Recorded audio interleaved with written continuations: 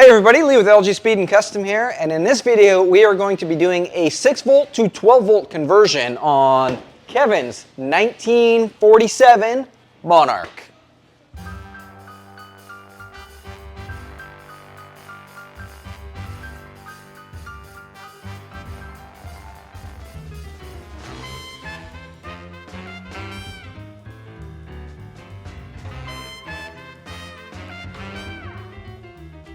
This is my friend Kevin Roberts' 1947 Monarch. Monarch is a Canadian-only car, similar to the Meteor, and Monarchs were manufactured from 1946 to 1957. They were dropped in 1958 when the Edsel debuted, and then when Ford Motor Company saw that the Edsel wasn't doing so hot, they quickly brought the Monarch back for 1959. So Monarchs are kind of based on a Mercury, but they're not a Mercury. Later on in the 70s, Monarch became like the Mercury Monarch, but from 1946 to 61, Monarch was its own entity, just like how a Pontiac is a Pontiac, a Cadillac is a Cadillac, a Monarch is a Monarch. So we're going to be doing a 12 volt conversion on this. This car is completely stock, unrestored, beautiful survivor, currently 6 volt positive ground.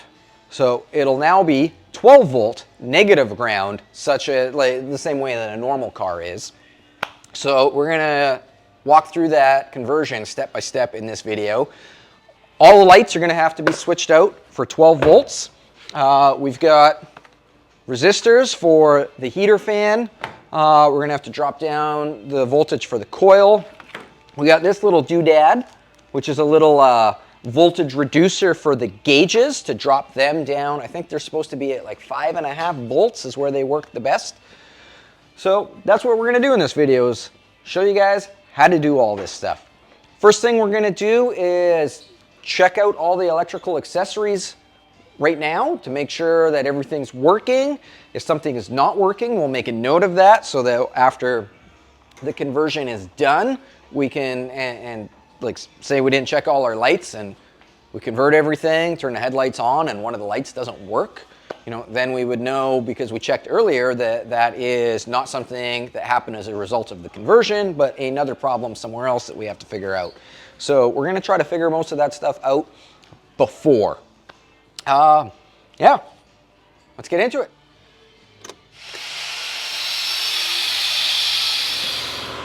So we've got both headlights are working.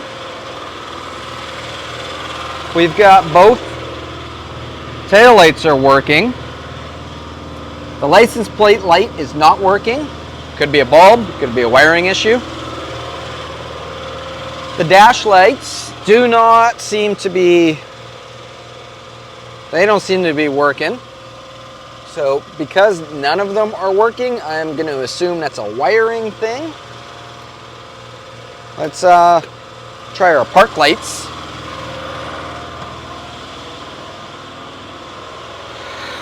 That one works, that one does not. So on our notepad here, we'll jot down that we've got no dash lights, front left park light does not work, no license plate light.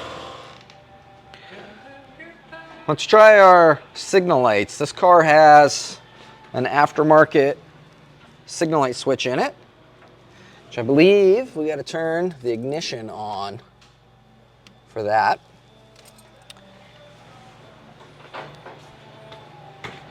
It is being weird. Let's turn the other lights off. Okay, now it's working. It might just not have had enough voltage.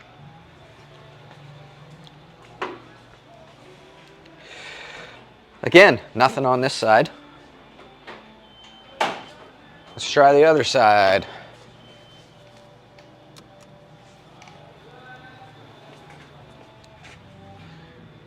Yeah, we're working back here.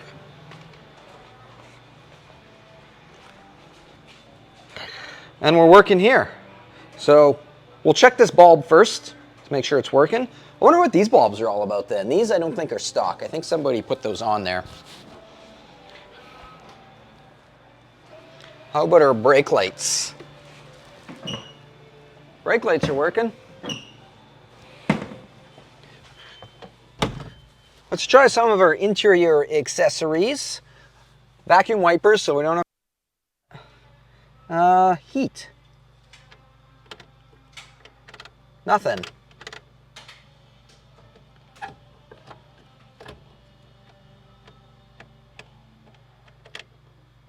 No heat. You know what? Let's just start this thing. Maybe it needs to be running to have enough amps for everything to work.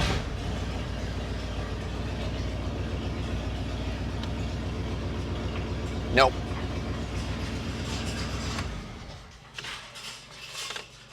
Okay, so we got no heat. We got no interior lights, no dash lights. Radio comes on.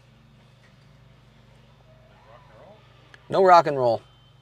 Rock and roll hadn't been invented yet in 1947. Okay, well, let's do some investigating and see why some of this stuff doesn't work. Naturally, when Kevin dropped the car off, he said everything worked except the brake lights. Brake lights do work. Everything else doesn't work. The gauges all work, I know that. Clock does not work. Spotlight's not hooked up, so we know it's not going to work. You guys hear that? I don't know if you guys can hear that or not, but that is the fan working. The fan does work. It just goes really slow. And it only works on one speed. Up here, we've got, okay, see the off is in the middle there. So you turn it one direction, and that's for fast.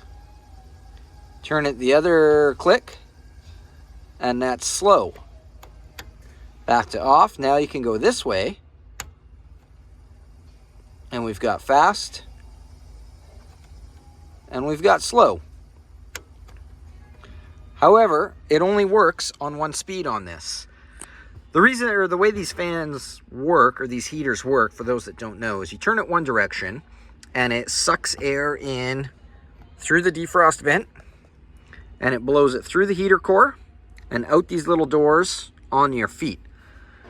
When you want defrost, you turn this the other direction, and what that does is makes the motor go in reverse, and then it sucks air from here through the heater core, which makes it hot, and then it goes up through and blows on your windshield for defrost. So I've determined through my detective-like skills that this heater motor has already been replaced with a 12-volt one, which is why it is super slow. And my clues on that are, we go from our cloth-covered wiring to modern style wiring, which is clue one, because the 6-volt one would be cloth-covered wiring. And the second clue is based on my 47 Ford, which I have put a 12-volt motor in. The 12-volt motor that's reversible, meaning it goes both directions, is only available in a single speed, not two speeds. So I don't think we have to do anything about this. I think it is just fine if we put 12 volts to it.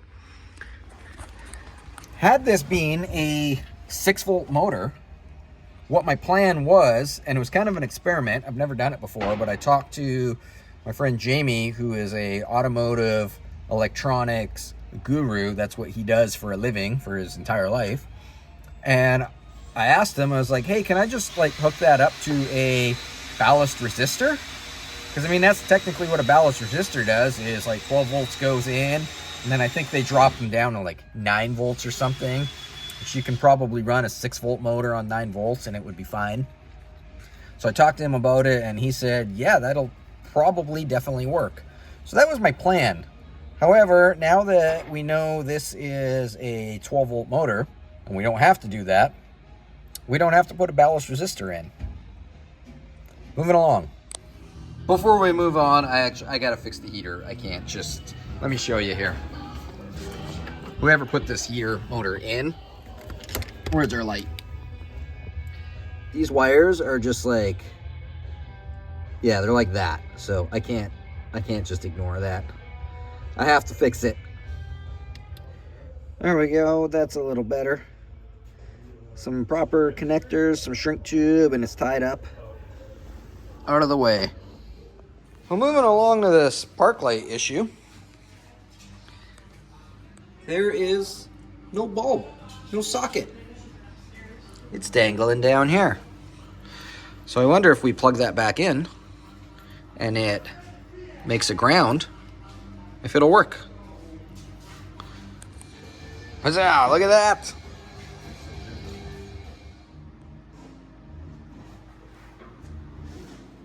License plate light's working now. It was just having a ground issue. It grounds through this housing into the actual trunk lid, and for whatever reason it would not make a good ground. I cleaned it all up with some Scotch-Brite and I could get it in there, and then it would come on and you close the trunk lid, and when it went kabring, then it would lose contact. So I just cheated and put a little ground wire from here to the housing, and we're in business now. So dash lights don't work.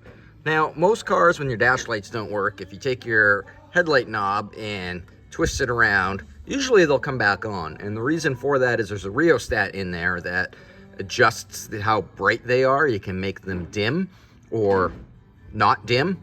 I don't want to say bright because they're never bright, but you got dim or not dim. This does not have that, but I found this other rheostat down here. I don't know if this is factory or not. It really looks factory, but my 47 Ford doesn't have it, so I don't know. I'm going to assume it is. Anyways, I jumbled around with that, and nothing happened. But if we take this official snap-on test wire and jump from there to there, dash lights come on. So what that means is this rheostat doesn't work. I've messed around with it a bit to see if I could clean it up and get it going, and I can't. So I'm going to talk to Kevin right now to see if he even cares about this, if we should replace it or just bypass it and not have it anymore and just have the dash lights on full bright all the time, because even when they're on full bright, as you can see, they're still not that bright, which I think is fine. While I wait for Kevin to get back to me, I'm gonna run to the parts store. So we need 2 more 1157 bulbs. We need 4 of these bulbs. This is for the interior lights and the trunk light. This is a 6-volt one. We need the 12-volt version. We need 6 of these guys for the dash lights. We need a 3-prong flasher. And we need to get a 12-volt battery. I forgot to get a battery the other day. Just got back from the parts store with a bunch more bulbs. They didn't have enough in stock to do the whole car, but they'll have them all by tomorrow. So we're gonna start swapping bulbs out. Also picked up a 12-volt battery, so we'll throw that in.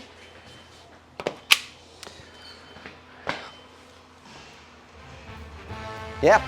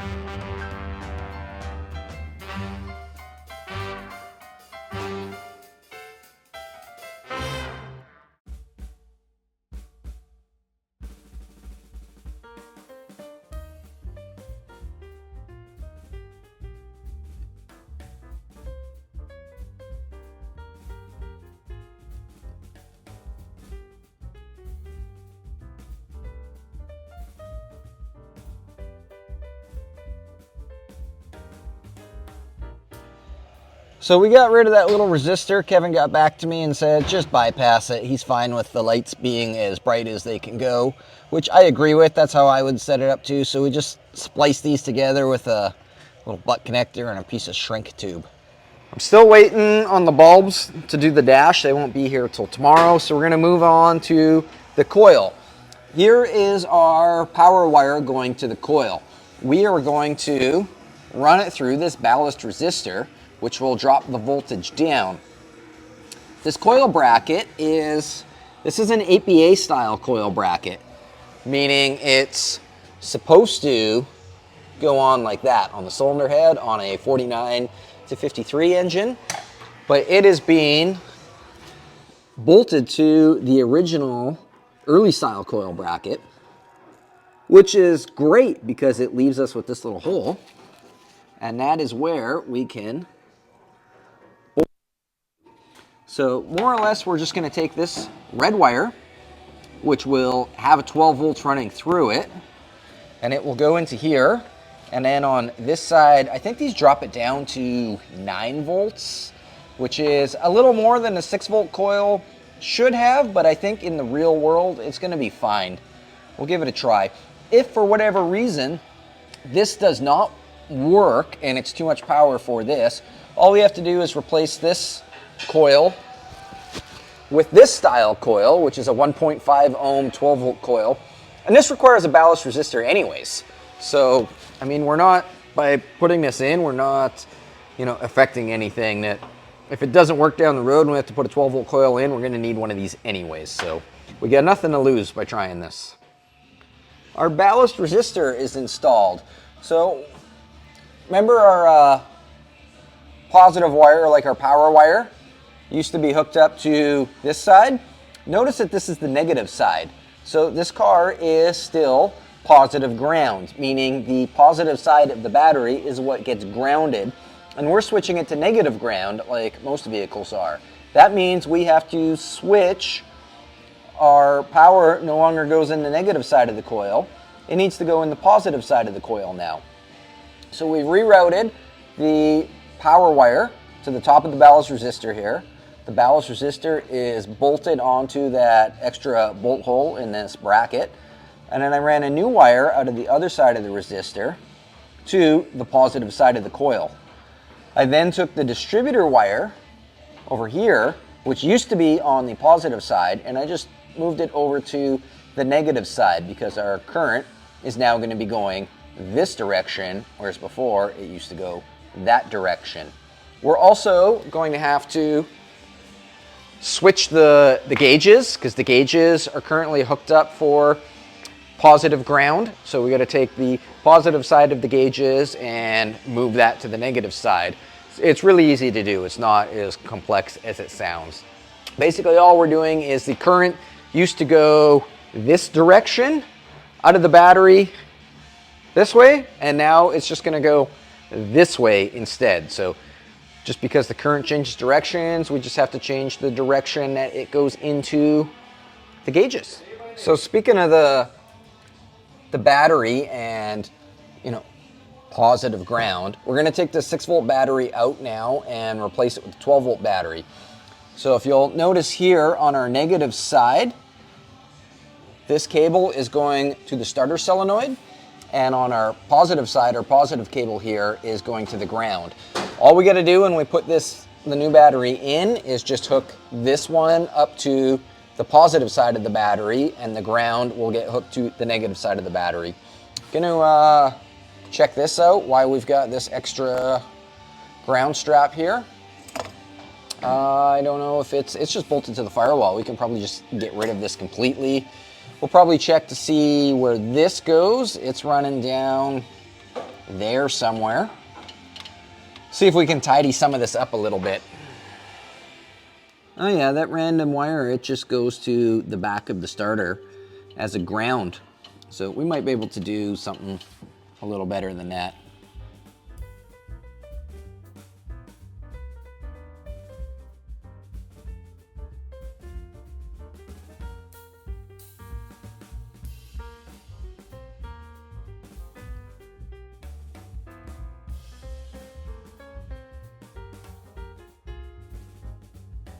Twelve volt battery is in.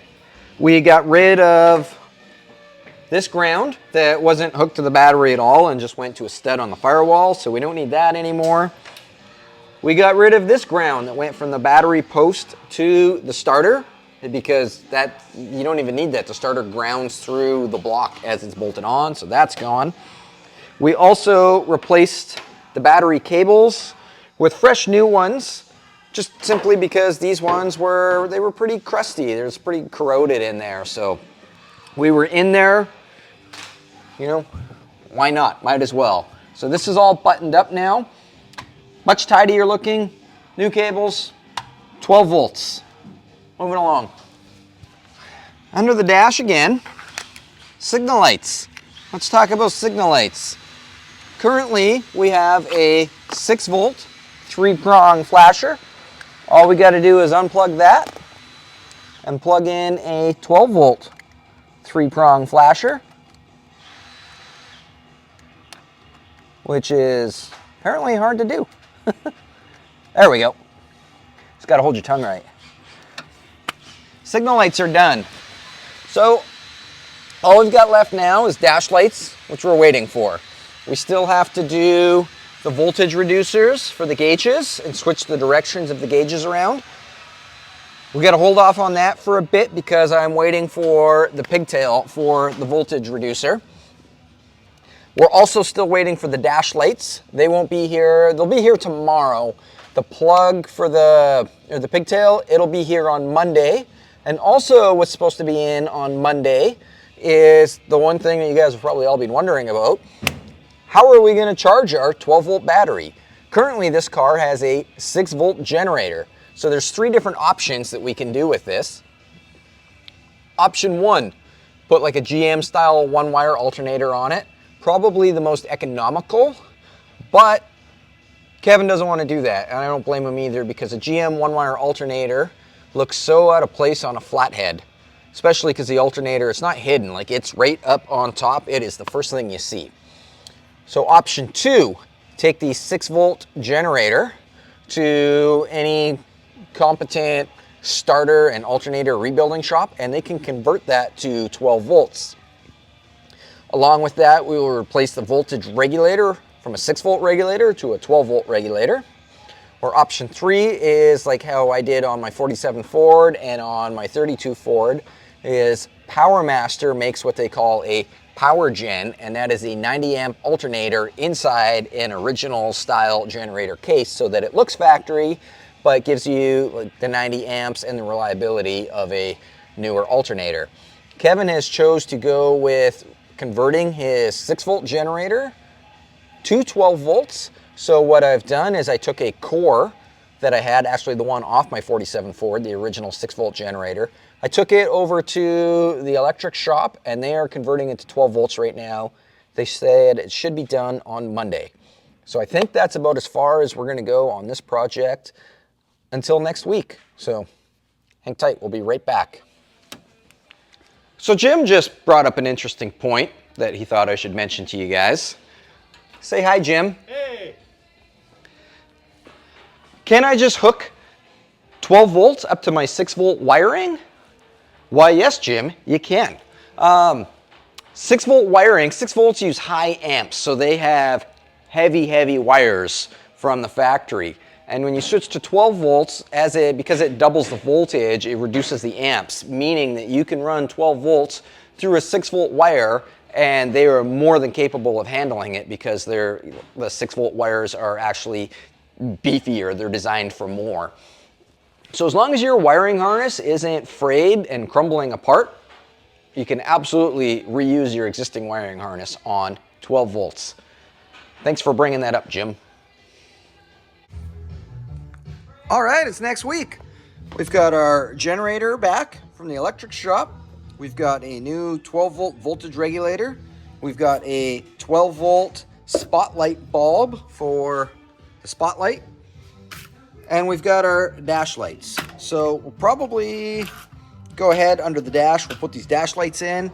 And at the same time, we're going to tackle the gauges with the thing that, I don't know what I did with it. There it is over here.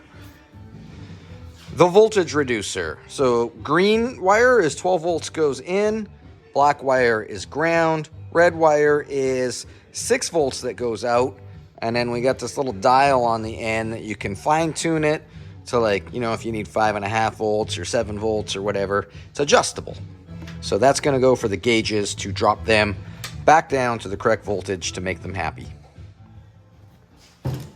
So I decided to start easy with the spotlight bulb. And this new bulb, whoever packaged this, I think it was their first day, and they used an entire week's worth of glue on this box. All right, good news. It's got the right ends on it. 12 volt, 30 watt. This one says 6 volt. Don't know how many watts.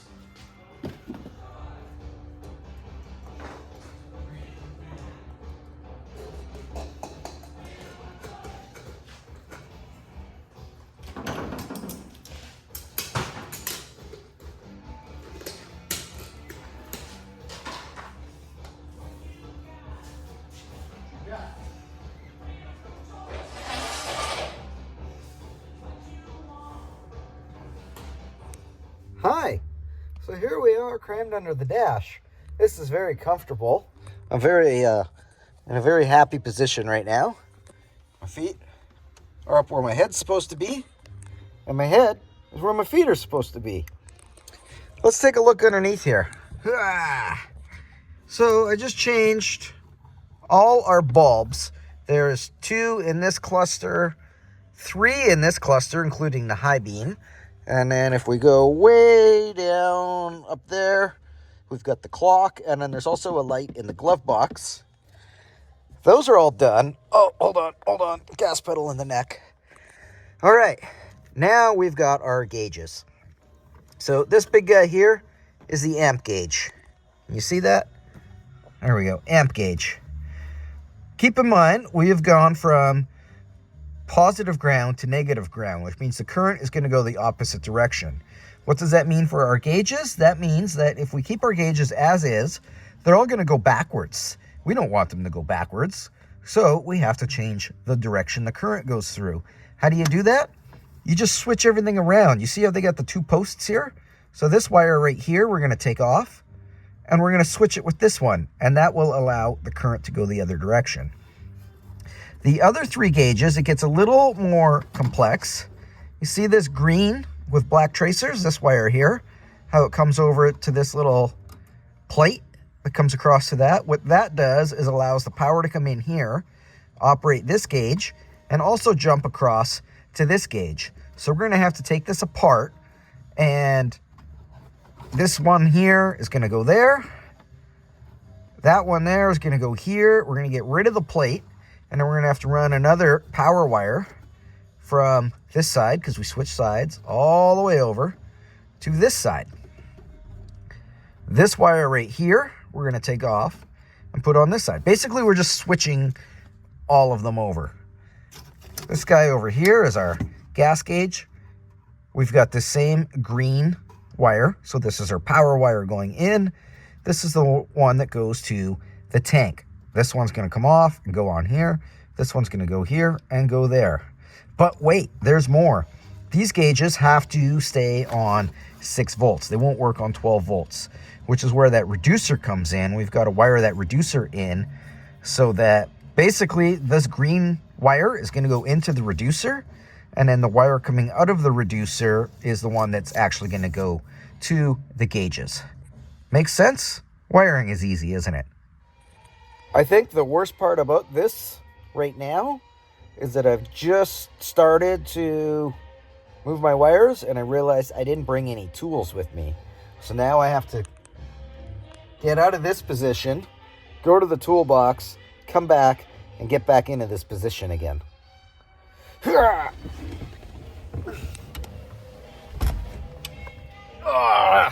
I've disconnected the battery because 3 times now, getting in and out, I've hit the horn. And a 6-volt horn with 12 volts going to it is twice as loud. So I've got this voltage reducer just hooked up on the fender here so that we can fine tune it before we actually go under the dash and hook it up. So we've got our black wire going to ground.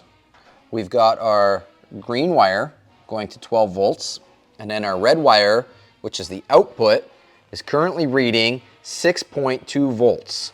So we're going to turn this dial down until we get 5.5. My friend Jamie, who put this together for me and rebuilt the generator, he says that Ford gauges really like to be around 5.5 volts, and I just did some research online that also said the same thing. So let's turn this down until that is reading 5.5. So I got the tiniest little screwdriver bit I can find for this really tiny little dial. Down to 6, 5.9, 5.52, there we go, 5.5, 5.1, 5.4, maybe we'll go another half a turn here. 5.4, 5.49, I don't know, that's close enough, I think that'll be fine. All right, so this is done.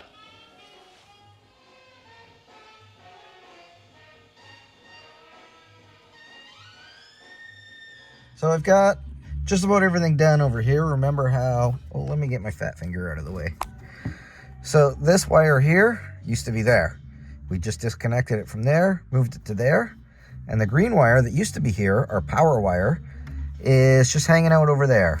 These two, we just swapped. That's the voltmeter, so it doesn't need a reducer because it just measures like the current going through it.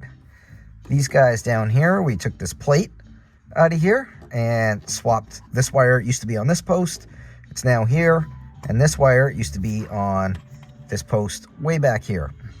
So now we need to put power to them. We don't have any power because the power used to come through this guy here and that guy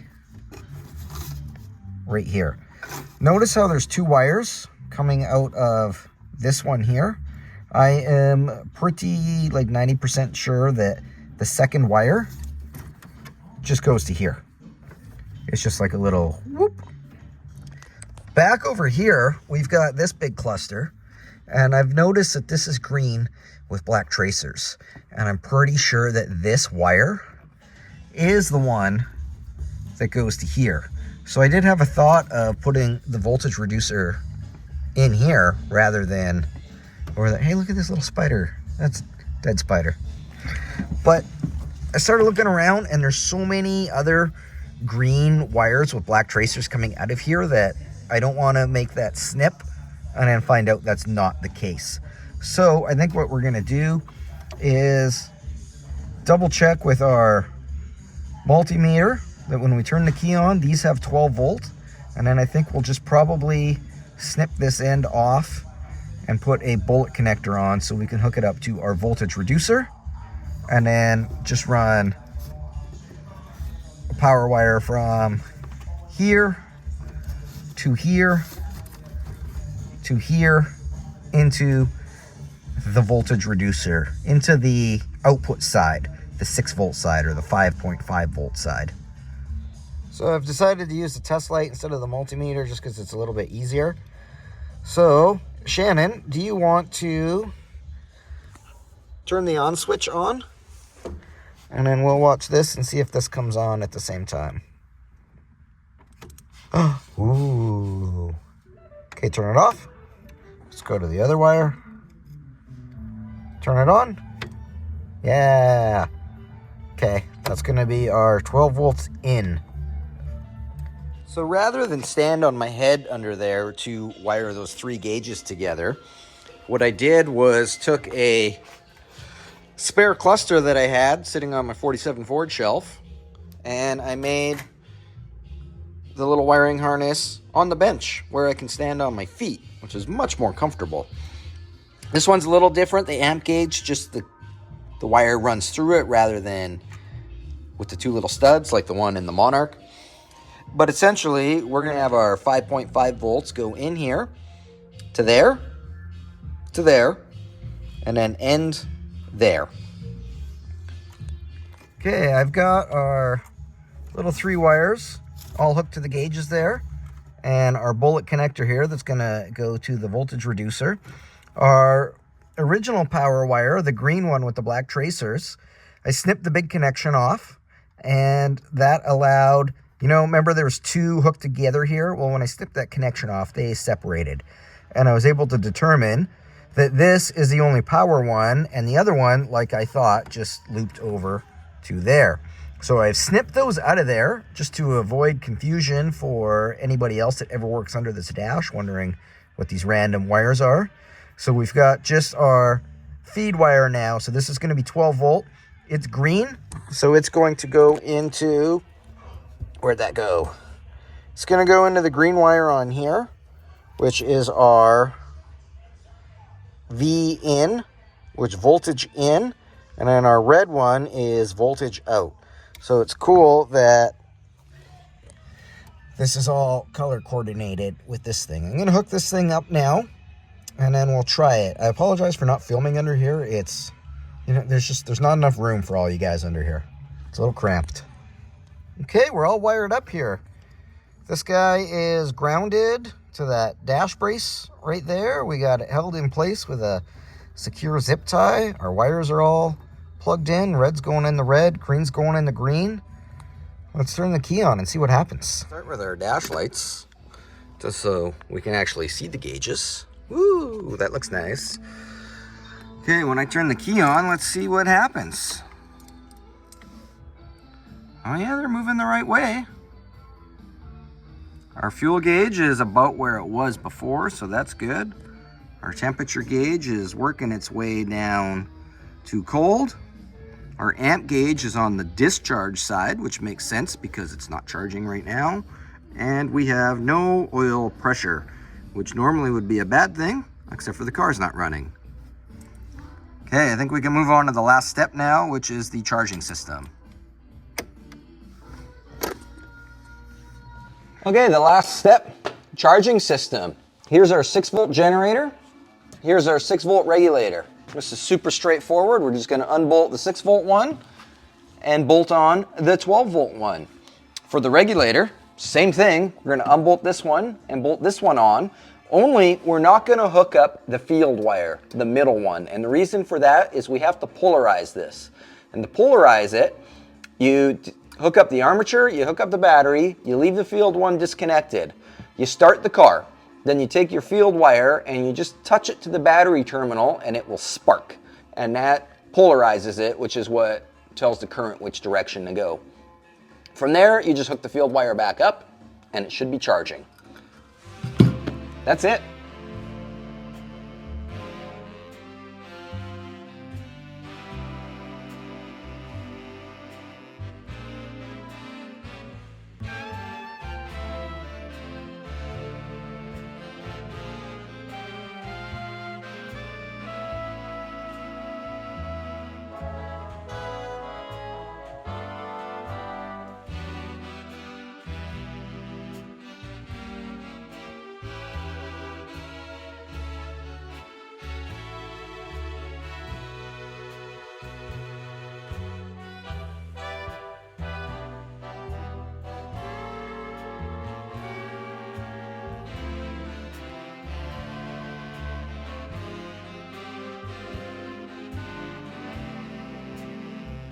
Everything's all hooked up now, except for that field wire that's still loose. Let's start it up, and once it's running, we'll touch the field wire to the battery terminal on the regulator. Should spark, and then we can put that wire in, and it should be charging. And I think that's the last step. Hopefully this thing starts. It's been sitting for a week. Might be a little cold-blooded.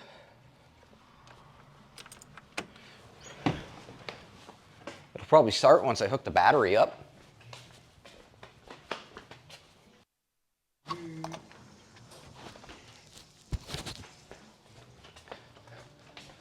All right, take 2. Ooh.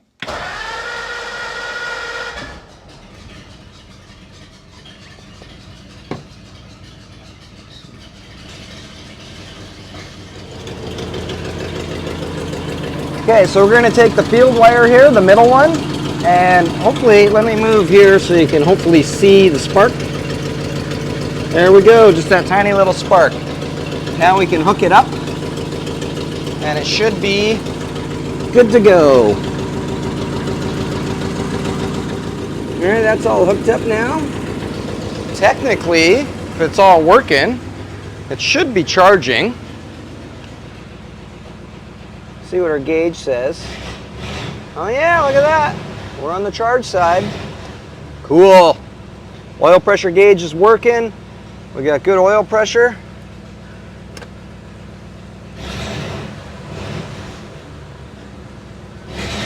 Lights are working. Left tail light, license plate light, right tail light.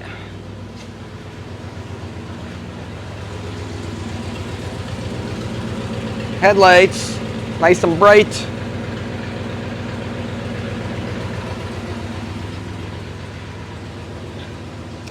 Left signal.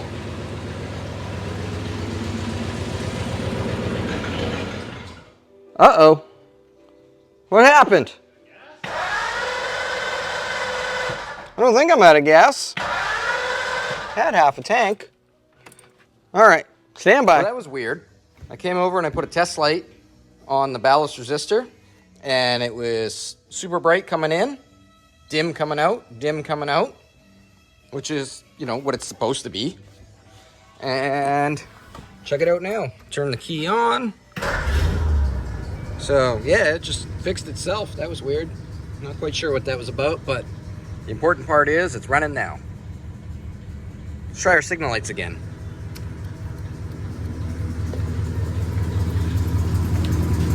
Left signal. Right signal. Wait, no, left signal, rear. And it died again. Is there something up with the signal light switch maybe? Yeah, it fired right up again. Right signal's working. See if the front one's going. Yep. Front one's going. Off. Yeah. Weird. I don't know. Maybe it's just because the car's cold still. It's only been running for, you know, a minute. All right. Well, I don't know why it was dying like that, but it seems good at this particular moment. I don't know if it's a signal light switch issue or just a weird coincidence that it died when I turned the signal lights on.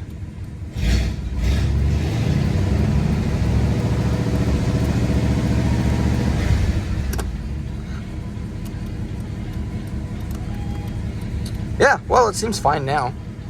Maybe it was just cold-blooded. Let's try our fan motor.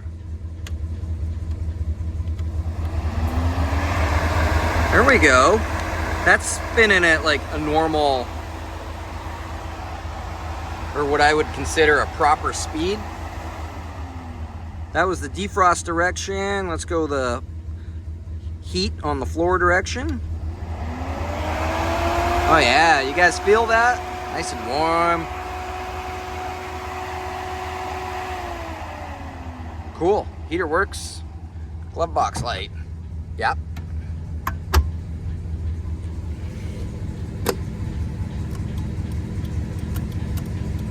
Everything seems happy. It hasn't died since then. Spotlight, yep. Cool.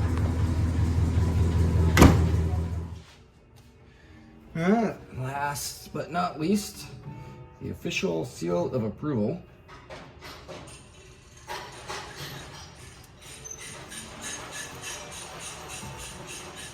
Bam.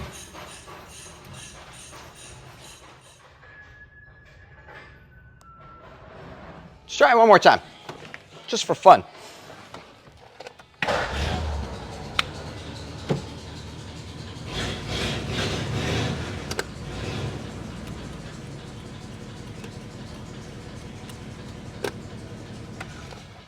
Cool. Woo.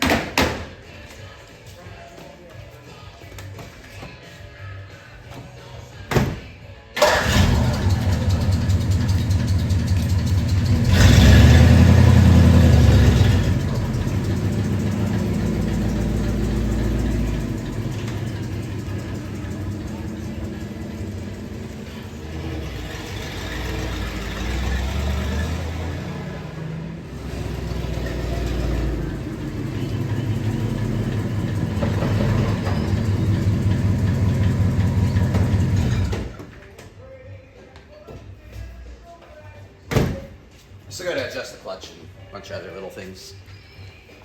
So I was under here adjusting the clutch, and by adjusting the clutch I mean bolting the clutch linkage back in, because the bolts had come loose and it was just falling out. Didn't actually need to be adjusted. But I noticed our brake switch wires, brake light wires are not very happy. And Kevin did say when he brought the car in that the brake lights did not work. They worked while I was here, but I'm wondering if that's maybe why they're not working. So we're gonna fix that while we're under here. That's a little better. Interior lights work too. I just had to take the switch apart and clean the crust off of it.